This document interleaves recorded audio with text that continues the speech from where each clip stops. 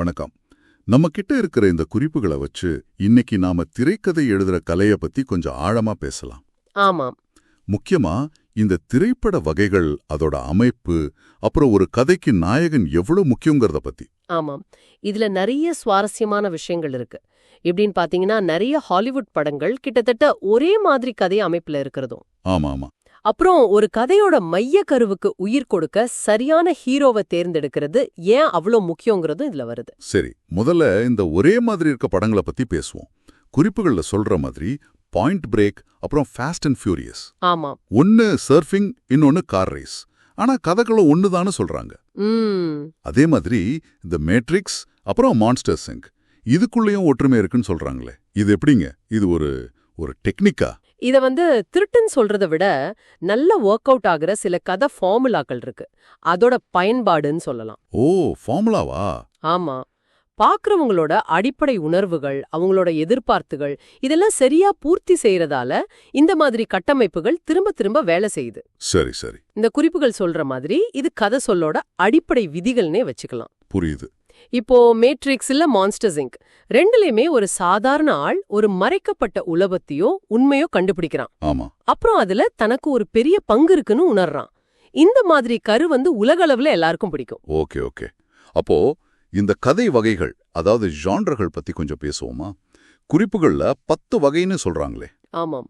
அது நம்ம பொதுவா சொல்ற காதல், காமெடி, ஆக்ஷன் தாண்டி ஒரு கதையோட இயக்கம் எப்படி இருக்குன்னு புரிஞ்சுக்க உதவுற 10 வகைகள். சரி. இது வெறும் பேர் மட்டும் இல்ல, கதை சொல்றதுக்கான கருவிகள் மாதிரி. கருவிகளா? ஆமா. இந்த விதிகளை முதல்ல நல்லா புரிஞ்சுக்கிட்டு அப்புறம் அதை கொஞ்சம் மாத்தி இல்ல உடைச்சு புதுசா ஏதாவது செஞ்சாதான் ஒரே மாதிரி கொடுங்க ஆனா வித்தியாசமானு சொல்ற மாதிரி. ஆமா ஆமா. புதுமையா இருக்கும். இப்போ நம்ம பாக்குற ஜாஸ் மாதிரி படங்கள் கூட பல 100 வருஷம் முன்னாடி இருந்த மினோட்டார் கதை மாதிரி தான். ஓ, அப்படியா? ஆமா. பழங்கதைக்கும் புது கதைக்கும் இப்படி ஒரு தொடர்பு இருக்கு. சரி. அடுத்தது ஹீரோ. ஏன் எப்போதுமே இது ஒரு பையனை பற்றிய கதை அப்படின்னு ஆரம்பிக்கிறோம்? கதைக்கு நாயகன் ஏன் அவ்வளவு முக்கியம்? ஏன்னா பாக்குற நீங்க அந்த நாயகன் வழியாதான் கதைக்குள்ள போறீங்க. உங்கள் அறியாமலேயே நீங்க அந்த ஹீரோ கூட உங்களை கனெக்ட் பண்ணிக்கிறீங்க.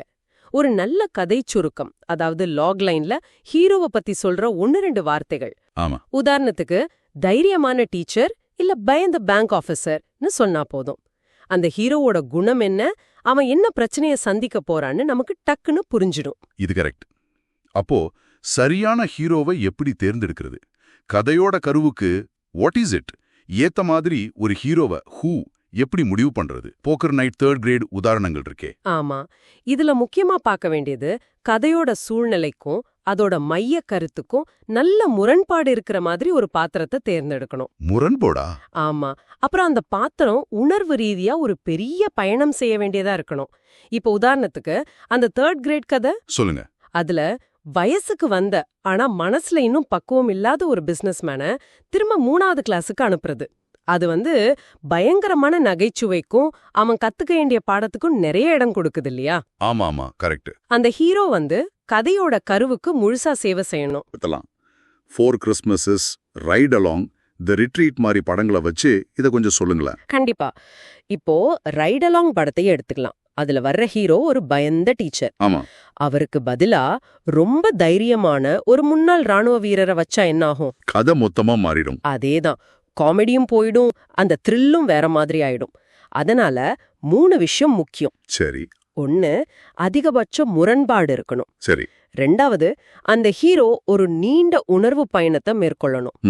3வது, நம்ம டார்கெட் ஆடியன்ஸ்க்கு அந்த ஹீரோவை பிடிக்கணும். இது 3 இருந்தா கதை இன்னும் நல்லா வரும். ஓகே. இதுல ஆதி மனித உந்துதல்கள், அதாவது பிரைமல் அர்ஜஸ் பத்தியும் பேசுறாங்க. ஆமா. உயிர் வாழ்தல், பசி, செக்ஸ், அன்பானவங்களை காப்பாத்துறது, சாவு பயம், இதெல்லாம் ஏன் இவ்ளோ முக்கியம்? ஏன்னா இதெல்லாம் தான் மனுஷங்களை இயக்குற அடிப்படை சக்திகள், அதாவது பேசிக் டிரைவிங் ஃபோர்சஸ். இது நம்ம எல்லார்கிட்டயும் ரொம்ப ஆழமா இருக்கு. ஒரு ஹீரோவோட குறிக்கோள் என்னவா வேணா இருக்கலாம், அது பதவி உயர்வா இருக்கலாம், இல்ல வேற எதுவா வேணா இருக்கலாம். ஆனா அது கடைசியில இந்த அடிப்படை உந்துதல்கள்ல உன்னோட கனெக்ட் ஆகணும்.